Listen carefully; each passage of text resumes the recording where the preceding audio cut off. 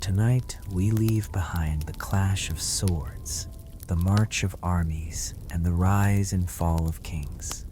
Instead, we journey to a place where time seems to move more gently. A hidden valley, a quiet river, a house where the fire is always warm, where every guest is welcomed, and where the oldest stories of Middle-earth are remembered. Tonight, we spend an evening with Elrond, not the warrior who stood against Sauron, not the lord who welcomed the fellowship, but the keeper of memory, the master of the last homely house east of the sea. So before we begin, take a moment to like the video and subscribe if you enjoy peaceful journeys through Tolkien's world. And let me know in the comments where you're listening from tonight. Now dim the lights, let the fire burn low, and together let us follow an old forest road into the hidden valley of Rivendell. The road is easy to miss. That is how it has always been. Even those who travel it often find themselves uncertain whether they have chosen the correct path. The trees grow closer together. The air becomes cooler. The sounds of the outside world slowly disappear. Only the wind remains. It whispers through ancient pines that have watched over these hills for longer than the kingdoms of men have existed. The Bruin flows somewhere ahead. Though unseen, its voice reaches you first. Soft, clear, steady. Its waters have greeted travelers for thousands of years. Kings have crossed it. Rangers, dwarves, hobbits, even wandering wizards. Yet, the river never hurries. It simply continues its endless journey toward the sea. Then, quite suddenly, the valley opens. The cliffs fall away. Morning light spills across green terraces. Silver waterfalls descend from the surrounding heights. The scent of pine gives way to wildflowers, cedar, and fresh mountain air. And there, nestled beneath the shelter of the misty mountains, stands Rivendell. No walls surround it. No great gates guard its entrance. Its protection has never relied upon stone. The valley itself conceals the house from unfriendly eyes. Many have passed within only a few miles of Rivendell without ever knowing it existed. To those who seek peace, however, the valley has always revealed itself. The house rises naturally from the landscape. Its halls seem less constructed than grown. Wood and stone blend together so perfectly that neither appears separate from the other. White pillars support broad balconies draped with climbing ivy. Carved beams bear the shapes of leaves, birds, and flowing water. Open windows welcome fresh mountain air.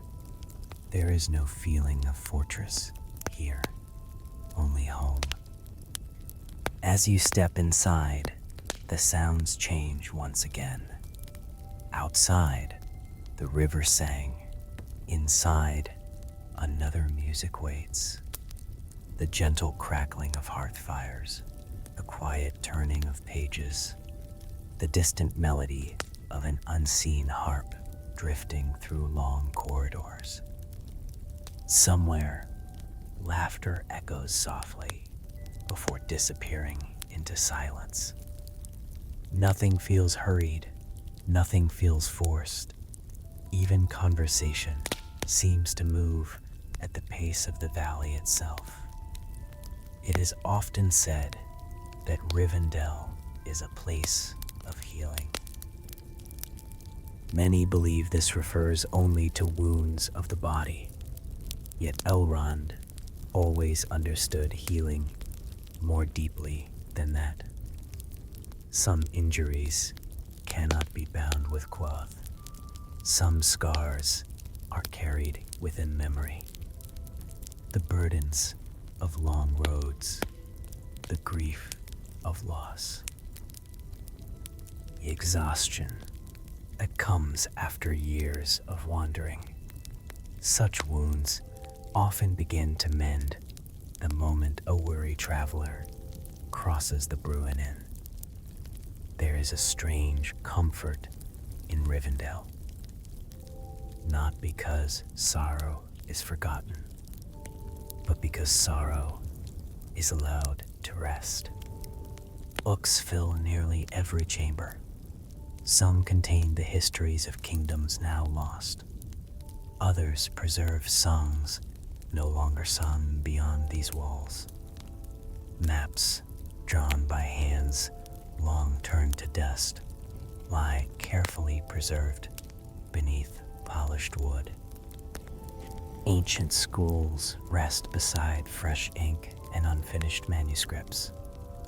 Knowledge is treasured here, not as power, as memory. Elrond believes that every story remembered is something rescued from the passing of time. Outside, the gardens stretch across gentle terraces overlooking the valley. White birches sway beside flowering shrubs. Small stone paths wind through quiet groves where benches stand beneath ancient trees. No gardener appears to direct their growth. The gardens seem to flourish according to their own quiet rhythm. Birds move freely between branches. Butterflies drift above beds of lavender. The scent of rosemary and fresh mint lingers upon the evening breeze.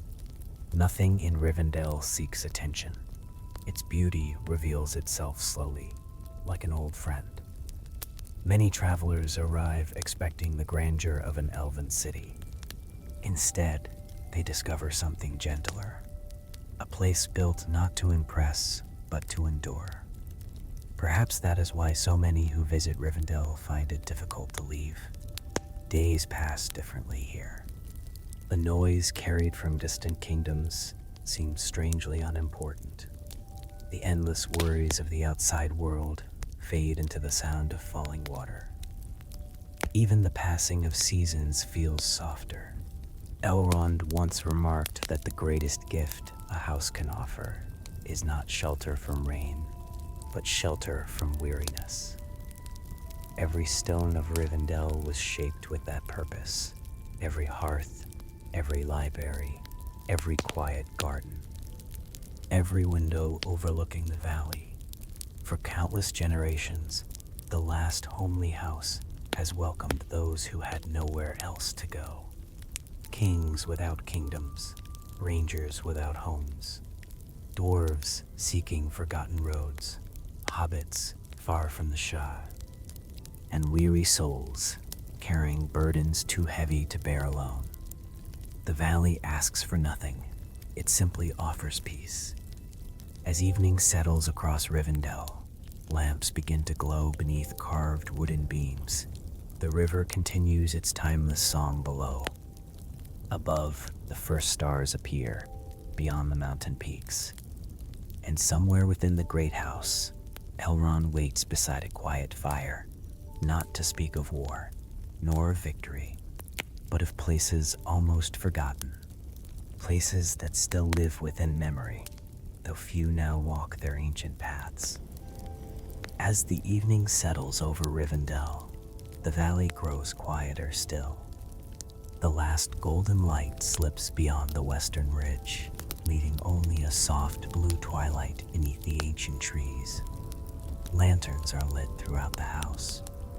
Their warm glow reflects upon polished wood and carved stone, casting gentle shadows across halls that have welcomed travelers for nearly 3,000 years. For Elrond, this is his favorite hour. Not the brightness of morning, not the stillness before dawn, but the quiet space between day and night, when the world seems willing to remember. Many think of Rivendell as a fortress. Others imagine it as a palace. Neither description feels quite right. It has always been something simpler, a sanctuary, a place where memory is protected as carefully as any treasure. There are no vaults overflowing with gold, no towering armories meant to inspire fear. Instead, the greatest riches of Rivendell are found upon its shelves: books, scrolls, maps, songs. Every room seems to preserve another small piece of Middle-earth's long history. Some manuscripts are written in elegant Elvish script, their ink as dark today as when it first touched the page centuries ago. Others are far older, faded parchments whose edges have softened with time, copied again and again so that their wisdom would never disappear. Elrond has read them all, some only once, others countless times, not because he fears forgetting, but because every reading reveals something previously overlooked. Memory, he believes, is like a river. It changes even while appearing unchanged. A story heard in youth carries one meaning. The same story heard after centuries of joy and sorrow becomes something entirely different. Perhaps that is why Elrond never grows tired of old tales. They continue to grow, just as those who listen to them do. One chamber near the eastern side of the house is filled entirely with maps, large maps, small maps, some drawn upon parchment, others carefully painted upon thin sheets of treated leather. Many depict kingdoms that no longer exist, roads abandoned long ago, villages reclaimed by forest, ancient bridges now lying beneath rivers that have changed their course. Visitors often pause before these maps, searching for familiar places: the Shire, Bree, Minas Tirith. Yet Elrond's eyes are usually drawn elsewhere, to forgotten names, to old watchtowers standing alone upon lonely hills, to winding paths that once connected friends separated by mountains. He remembers when those roads were busy, when laughter echoed where now only wind remains. There is sadness in such memories, but never bitterness. For Elrond has lived long enough to understand that every age leaves something behind. Nothing endures unchanged, not kingdoms, not forests, not even the stars appear exactly as they once did. And yet, memory itself can become a kind of home. This is why Rivendell welcomes every traveler, not simply to offer food or shelter, to preserve what each visitor carries within. A ranger arriving from the northern wilds brings news of forgotten paths. A dwarf remembers an old mining road hidden beneath the mountains. An elf recalls a song not sung for generations. Even hobbits, with their simple stories of gardens and harvest festivals, add another thread to the great tapestry of memory. To Elrond, no tale is too small. History is not built only from the deeds of kings. It is built from ordinary lives, from quiet evenings, from shared meals, from conversations beside the fire. Many nights pass this way. Guests gather in the great hall as musicians play softly beneath carved beams. No one speaks loudly. No one rushes to fill every silence. Outside, the Bruin continues its endless journey through the valley. Inside, cups of warm tea and mulled wine pass gently from hand to hand. Someone begins an old song. Another quietly joins. Soon the melody fills the hall, not as a performance, but as a shared remembrance. Elrond rarely sings first. He prefers to listen. He has discovered that people often reveal more through the songs they choose than through the stories they tell. Some choose joyful melodies from their childhood. Others sing laments for places they will never see again. All are welcomed. All are remembered. As the fire burns lower, Elrond often walks onto one of Rivendell's open terraces. From there, the valley stretches peacefully beneath the stars. The waterfalls shimmer like silver ribbons in the moonlight. The forests breathe softly in the night wind. Above them all rise the misty mountains, ancient and unmoving. They have watched the passing of ages. They have seen kingdoms rise and kingdoms fade. Yet even they cannot preserve memory. Only those who choose to remember can do that. Perhaps that has always been Elrond's true calling. Not merely to rule Rivendell, but to stand as one of the last keepers of a world slowly passing away. After a long silence, he turns his gaze northward. Beyond the distant hills lie lands that few now visit, broken roads, forgotten watchtowers. The empty kingdom of Arnor. Once, those lands were filled with life. Tonight, they will be the next story. The following morning arrives quietly. Mist lingers above the Bruin, drifting gently through the valley before the first rays of sunlight reach the gardens of Rivendell. The house awakens slowly.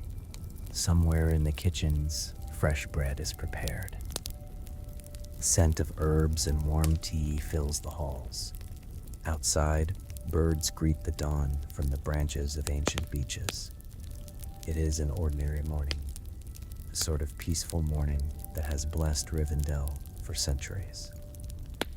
Elrond often says that the greatest stories begin not in moments of greatness, but in moments of stillness.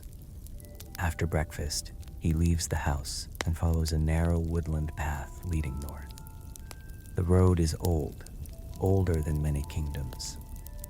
Its stones have been worn smooth by countless feet. Elves once walked here daily. Rangers still use it from time to time. Most others never notice it. Within only a few minutes, Rivendell disappears behind the trees. The valley keeps its secrets well. The forest grows deeper. Tall pines stand beside ancient oaks, whose branches weave together high overhead. Sunlight filters softly through green leaves, painting shifting patterns across the ground. The air smells of moss, cedar, and damp earth. Every now and then, a squirrel darts across the path. A robin lands upon a low branch before vanishing into the undergrowth. Nothing disturbs the silence except the distant murmur of the river. Eventually, the woodland begins to thin. The trees give way to broad, rolling hills stretching toward the northern horizon. Stone walls, broken long ago, emerge from the grass.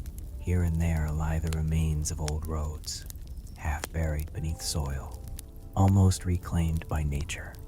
To an ordinary traveler, they might seem like little more than scattered ruins. To Elrond, they are memories. These lands were once part of Arnor, the great northern kingdom founded by Elendil after the downfall of Númenor. Long before Aragorn was born, long before the Rangers wandered these lonely hills, Arnor stood as one of the greatest realms of men. Its cities prospered. Its roads connected distant settlements. Watchtowers guarded the wild. Messengers rode safely beneath banners that are now remembered only in old songs.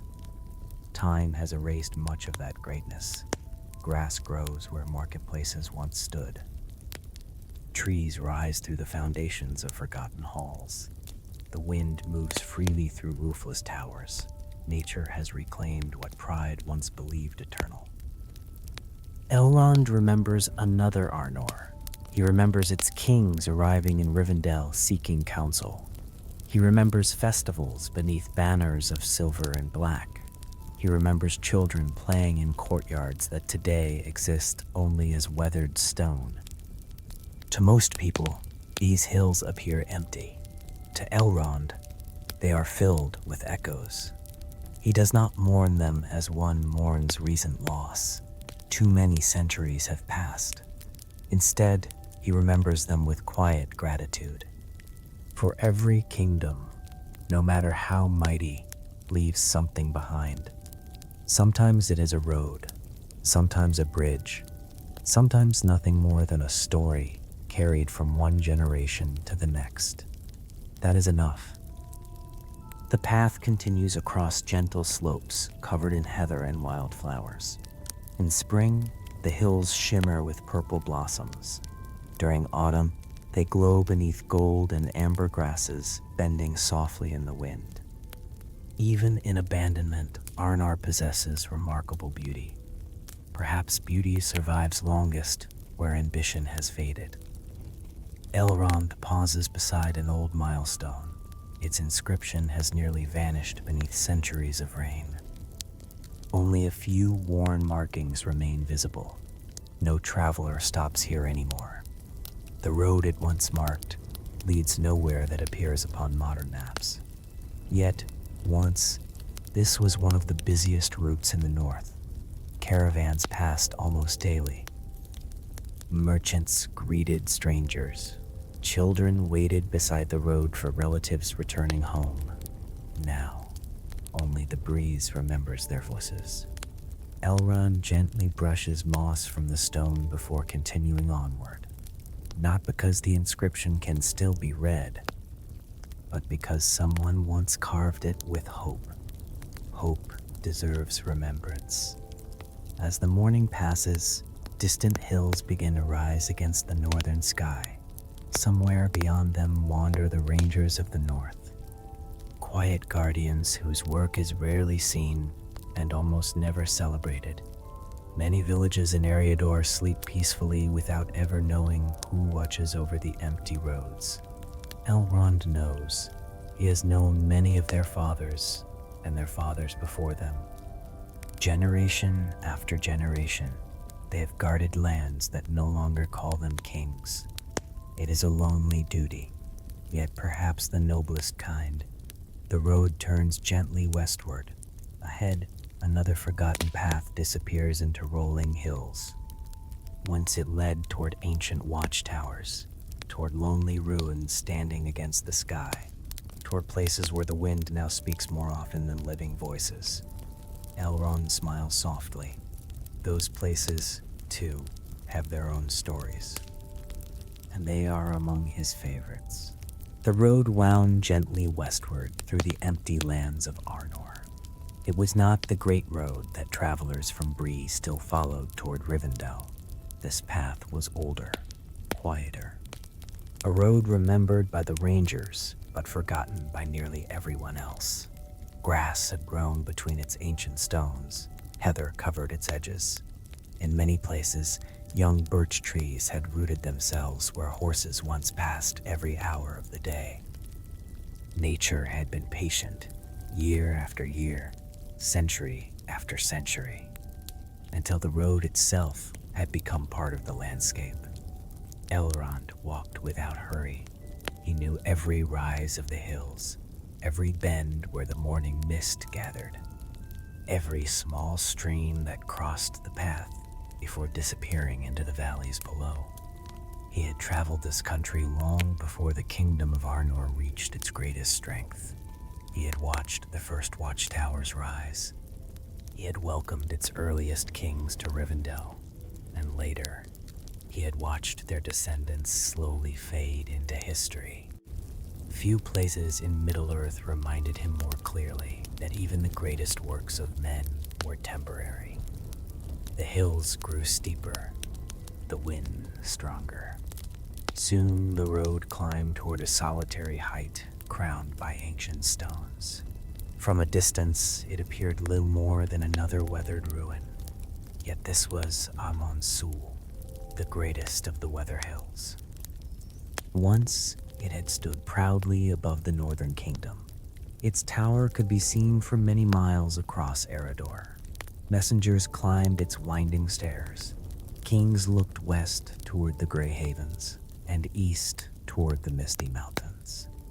Its fires once carried warnings across the land faster than any rider could travel. Now, only broken walls remained. The tower had long since fallen. Its great stones lay scattered across the hilltop, softened by rain and covered with pale green moss. The wind moved freely through the ruins. There was no roof left to shelter memory, only the sky. Elrond paused among the fallen stones. Many travelers remembered this place because Frodo had rested here during his journey to Rivendell. It was here that the ringwraiths surrounded the small company beneath the stars. It was here that Aragorn defended the hobbits with fire until dawn. Yet Elrond remembered a far older Weathertop. He remembered its tower standing whole, its halls bright with lanterns, its watchmen greeting riders arriving from distant roads. Long before it became a ruin, Amon Sul had been a place of hope. From its summit, nearly all of northern Arnor could be seen. Rolling green hills stretched endlessly toward the horizon. Forests shimmered beneath changing light. On clear mornings, even the distant outline of the Misty Mountains rose against the eastern sky. It was a place built not for war, but for watchfulness, to see danger before it reached the people below. Elrond often thought there was quiet wisdom in such places. Not every fortress exists to fight. Some exists simply to keep watch, to warn, to remember. He rested upon one of the fallen stones as the afternoon breeze swept across the hill. Above him, hawks circled upon warm currents of air. Far below, the old greenway disappeared into distant fields before vanishing entirely among wooded hills. Once, merchants had traveled that road in long caravans. Children had laughed beside it. Farmers had carried grain toward bustling markets. Now, only rangers crossed it with any regularity, and even they traveled silently, leaving little trace behind. The loneliness of these lands never saddened Elrond as much as many expected. There was melancholy here, certainly, but also peace. Nature had not destroyed Arnor. It had embraced it. Wildflowers bloomed where soldiers once drilled. Foxes denned beneath broken staircases. Young oak trees grew through abandoned courtyards. The kingdom had not vanished completely. It had simply become something different. As the sun began its slow descent toward the western horizon, golden light spread across the Weather Hills. Every blade of grass seemed to glow. The ruined stones cast long shadows across the hillside. For a brief moment, the ancient watchtower almost appeared whole again. Memory has a curious way of working.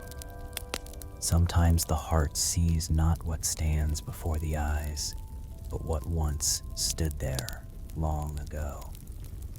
Elrond rose and began the journey back toward Rivendell. The evening air carried the scent of pine drifting from distant forests. Soon the lights of the hidden valley would appear between the trees once more. But another destination already filled his thoughts. Far beyond the western hills, where the land slowly met the sea, there stood quiet harbors of white stone, places where the cries of gulls mingled with the sound of gentle waves. places where every journey carried both hope and farewell. The Grey Havens, perhaps the most peaceful place in all of Middle-earth. The road to the Grey Havens is unlike any other in Middle-earth. It does not lead toward adventure, nor toward battle. Few travelers walk it in search of treasure. Those who follow its winding course usually carry something quieter. A memory. Farewell. A longing difficult to explain. Elrond has walked this road many times. Each journey has felt familiar, yet never quite the same. The western air carries a different scent from the valleys of Rivendell. The mountains slowly fade behind gentle hills. The forests become lighter. The wind grows softer. And before the sea itself can be seen, it can already be heard. A distant rhythm, steady, endless. The sound has never changed. Long before the kingdoms of men were founded, before Arnor, before Gondor, before even the War of the Last Alliance, the sea had sung the same ancient song. To the elves, its voice means something that few others can understand. It is not merely the sound of waves, it is remembrance, it is home. At last the road reaches Lindon. Little remains of the mighty realm that once stretched across these western shores. Many of its people have already departed. Its greatest days belong to another age, yet there is no sense of ruling here. Only quiet. The fields remain green. White flowers bloom beside the roads. Small streams wander peacefully toward the coast. Unlike the abandoned lands of Arnor, Lindon does not feel forgotten. It feels patient, as though it already knows that its story is drawing gently toward its final page. At the western edge of the land stand the Grey Havens. No fortress guards them, no towering walls rise above the shore. The harbor was never built for war. It was built for journeys. White stone quays stretch into calm blue water. Elegant ships rest beside weathered wooden piers, their sails afolded, waiting. The cries of gulls drift across the bay. Ropes creak softly against polished masts. The tide rises and falls with unhurried certainty. Everything here seems to move according to the rhythm of the sea.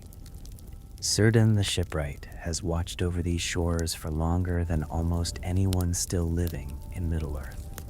Long before Rivendell was founded, long before the kingdoms of men, he stood beside these waters, building ships, welcoming travelers, saying farewell to old friends. Elrond has always admired him, not because of his wisdom alone, but because of his patience. Few understand waiting as Círdan does. He has spent ages watching white sails disappear beyond the western horizon, never knowing whether he himself would remain another year or another 1,000. The Grey Havens possess a strange beauty, not the vibrant beauty of Lórien, not the quiet shelter of Rivendell. Their beauty lies in simplicity. Stone, sea, sky. Nothing more is needed. Toward evening, the sunlight turns the harbor golden. The waves shimmer beneath the setting sun. Far offshore, dolphins sometimes rise briefly before vanishing beneath the water once more. Seabirds circle above the cliffs.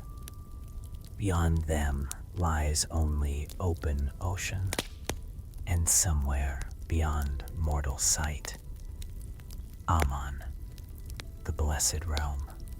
Elrond often stands at the edge of the harbor in silence, not because he longs to leave immediately, but because every visit reminds him that every journey has an ending, even the longest road. even the longest life. Many who visit the havens expect sadness. Instead, they often discover peace. There is grief in farewell that cannot be denied. Yet, there is also hope. Every departing ship sails not into darkness, but toward light, toward healing, toward rest.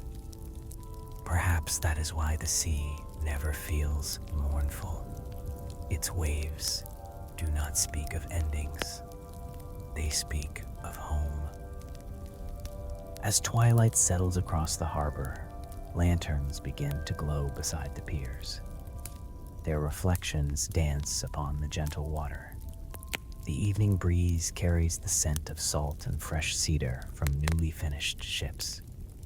Somewhere nearby, a craftsman quietly shapes another length of timber. Another vessel, another journey waiting to begin. Elrond watches for a long while before turning back toward the eastern road. For there is one place he always visits before returning to Rivendell. A place where the mountains themselves seem to greet the dawn, where silence feels older than memory, and where the first light of morning transforms stone into gold. The high passes of the Misty Mountains. Few places in Middle-earth inspire both wonder and caution, quite like the Misty Mountains. Their peaks stretch from the frozen north to the distant southern lands, forming a vast wall of stone that has divided kingdoms since the earliest days of the world. To many travelers, they are an obstacle. To dwarves, they are home. To eagles, they are a kingdom of the sky. To Elrond, they have always been faithful companions. From the terraces of Rivendell, their snow-covered summits are visible every morning, sometimes sharp and brilliant beneath a cloudless sky, sometimes hidden behind drifting mists. Never quite the same, yet always familiar. Elrond has watched those mountains for nearly 3,000 years. He has seen them buried beneath winter storms. He has watched spring melt their snows into rivers that nourished the valleys below. He has seen the first light of countless mornings strike their eastern faces until the cold gray stone glowed like polished gold. It is at dawn that the mountains are at their most beautiful, before the world awakens, before roads fill with travelers, before the wind grows strong. The peaks stand in perfect stillness beneath the fading stars. For a few quiet moments, the sky holds every color at once. Deep blue above, soft violet along the horizon. Then comes the first pale light. Slowly, almost imperceptibly, it reaches the highest summits. One peak catches the sun, then another. Soon the entire range seems crowned with fire, though no flame burns there. Only sunlight, only morning. Elrond has often walked to the eastern overlooks of Rivendell before sunrise simply to witness that moment. No matter how many centuries pass, it never becomes ordinary. The mountains remind him that some beauty asks for nothing. It does not seek admiration. It simply exists. The passes through the Misty Mountains have carried countless travelers through the ages. Kings, merchants, pilgrims, wandering dwarfs, even hobbits, though few would have believed such a thing possible before the journey of Bilbo Baggins. Every traveler leaves with different memories. Some remember harsh winds and dangerous cliffs. Others remember waterfalls tumbling through narrow ravines. Some recall nights beneath sky so clear that every star seemed close enough to touch. The mountains are different for every soul that crosses them. Their moods change with astonishing speed. A peaceful morning may become a violent storm before midday. Clouds gather around the highest peaks without warning. Snow begins to fall where moments before the sun had shone brightly. The wise have long respected these sudden changes. Not every challenge in Middle-earth comes from orcs or dark powers. Sometimes the land itself demands humility. Perhaps that is why Elrond has always loved the mountains. They remind every traveler of their proper place. Even the greatest king cannot command the weather. Even the mightiest warrior must bow before winter. Stone does not hurry. Mountains do not care for pride. They endure while kingdoms come and go beneath their shadow. Looking upon them, Elrond often thinks of the passing of ages. Empires have risen, believing themselves eternal. Castles have been built upon foundations thought unshakable. Yet all have faded with time. The mountains remain, patient, silent, watching. There is comfort in that permanence, not because mountains last forever. Nothing in Middle-earth does, but because they remind those who look upon them that the world is greater than the ambitions of any one people. As the sun climbs higher, the golden light slowly fades from the peaks. The valleys awaken. Bird song echoes through the forests below. The Buinen sparkles beneath the morning sky as it winds its way past Rivendell. Smoke rises from distant chimneys. Another peaceful day begins. Elrond turns from the eastern overlook and begins the quiet walk back toward the last homely house. Soon, the halls will fill with familiar voices. Books will be opened. Music will drift through the gardens. The day will continue as countless days have before it. Yet even after all these centuries, he never leaves the mountains without pausing one final time.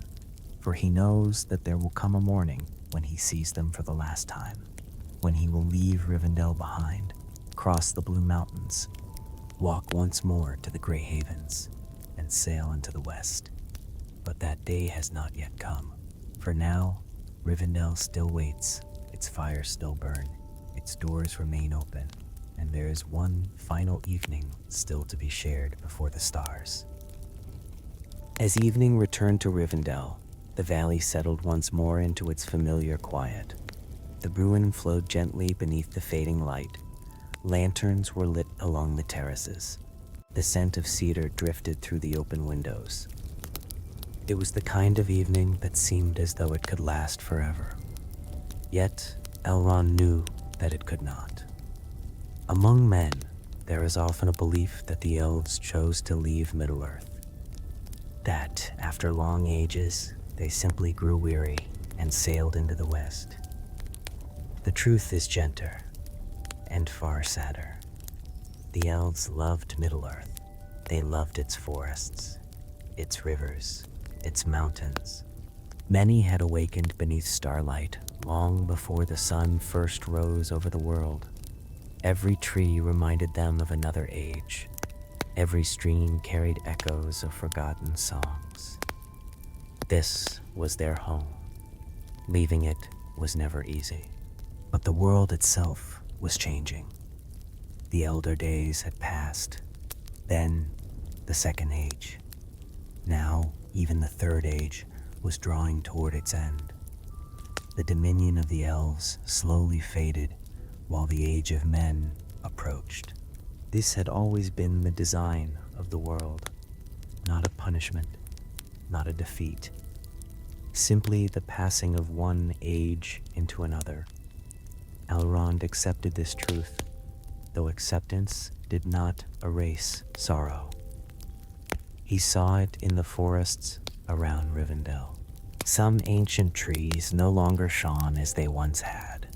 Old paths became quieter with each passing century. Friends departed one by one, aboard white ships bound for the undying lands. Every farewell left the valley a little stiller than before. The greatest sorrow was not watching places disappear. It was watching voices grow fewer. There were evenings when songs that had once filled the great hall were sung by only a handful of elves, not because the melodies had been forgotten, because those who remembered them had already crossed the sea. Even laughter changed. It echoed more softly through the halls than it once had. Yet Rivendell never became a place of despair. Elrond would never allow that. He believed that beauty should be cherished most when it is fleeting. A flower blooms for only a season. A sunset lasts only moments. Even the stars slowly change over countless ages. Their passing does not diminish their beauty. It gives it meaning. Perhaps that is why the elves treasured simple evenings so deeply. A shared meal, music beside the fire, the sound of the river flowing beneath moonlight. Such moments could never be preserved forever, and because they could not, they became precious. Visitors often asked Elrond whether he feared the journey across the sea. He never answered immediately. Instead, he would look westward for a long while before speaking. It was not the sea he feared, nor the blessed realm beyond it. It was the farewell, to leave behind every familiar path, every mountain seen from Rivendell's terraces, every quiet walk beside the Bruinen, every sunrise upon the misty mountains, to know that one morning would be the last. Such knowledge weighs upon even the wisest heart. Yet Elrond also understood that clinging too tightly to the past can become its own sorrow. Nothing in Arda was meant to remain unchanged. Not kingdoms, not forests, not even the fairest of hidden valleys. The world moved forward, as rivers always flow toward the sea. And wisdom, perhaps, was learning when to walk with that current, rather than against it. As darkness settled fully over Rivendell, the first stars appeared above the valley. Elrond looked toward them with quiet gratitude. Many of those same stars had shone above him since the earliest years of his life. They had watched every joy, every loss, every farewell. They would continue to shine long after the last homely house had fallen silent. That thought did not bring sadness, only peace, for every age leaves something behind, and every ending prepares the way for another beginning. Tomorrow, another traveler would arrive at Rivendell. Another story would be told beside the fire. Another memory would be carefully preserved. For as long as Elrond remained, the house would never cease to welcome those who wandered its ancient road. Night settles gently over Rivendell. The last colors of sunset fade beyond the western outlands, leaving the valley beneath a sky filled with quiet stars. The Bruinen continues its endless song. Somewhere in the gardens, a nightingale begins to sing. Its voice is soft enough that one might almost mistake it for the wind. Lanterns glow beneath carved archways. Their warm light spills across polished stone and weathered timber, just as it has for countless generations. Inside the great hall, the evening meal has ended. The laughter of guests has grown quieter. Some have wandered into the library. Others sit beside the fire, with books resting unopened upon their knees. There is no urgency here, no need to fill every silence. Rivendell has always understood that silence, too, has its own music. Elrond walks slowly through the familiar halls. His footsteps make almost no sound. Every corridor holds a memory, a doorway where Bilbo once stood, eagerly asking questions about ancient kings.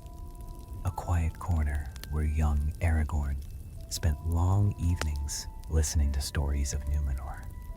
A balcony where the Fellowship gathered before beginning the greatest journey of the Third Age. To another eye, these would simply be rooms. To Elrond, they are pages of a living history. He pauses beside an open window. Cool mountain air drifts inside, carrying the scent of pine, cedar, and the clear waters of the Bruinen. Far below, the river reflects the stars like scattered jewels upon dark glass. For a long while, he simply watches. He has learned that not every beautiful moment requires words. Some are complete exactly as they are. The valley has changed through the centuries. Many dear friends have sailed into the west. Others have fallen in battles now remembered only in song. Even so, Rivendell has never measured its worth by what it has lost. Instead, it has quietly treasured what remains. A shared meal, a warm fire, the turning of a page, the gentle melody of an evening harp. These simple comforts endure longer than many kingdoms. Perhaps that is why so many weary travelers found healing here, not because Rivendell erased sorrow, but because it reminded every visitor that peace still existed somewhere in the world. Outside, the stars climb higher. The mountains stand silent beneath silver moonlight. They have watched over this valley since long before the last homely house was built.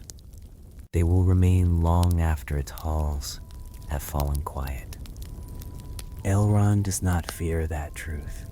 He has lived long enough to understand that nothing beautiful is made less precious because it cannot last forever. Indeed, it is often the opposite. The passing of time gives beauty its meaning. Eventually, the lamps are lowered one by one. The great hall grows still. Only the fire continues to burn, its gentle glow dancing across shelves filled with books, maps, and songs gathered through the ages. Tomorrow, another dawn will touch the peaks of the misty mountains. The Bruin will continue its journey toward the sea. Birds will sing in the gardens. Travelers may arrive seeking rest. Life in Rivendell will begin anew, just as it has for centuries. But for tonight, there is only quiet, only the warmth of the hearth, only the comfort of a place that has offered refuge to all who needed it. And perhaps that is Elrond's greatest legacy. Not that he fought in the wars of the elder days, not that he counseled kings or preserved ancient wisdom, but that he created one small corner of Middle-earth where kindness was never forgotten.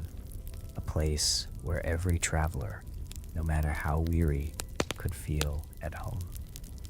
The fire burns lower. The valley sleeps.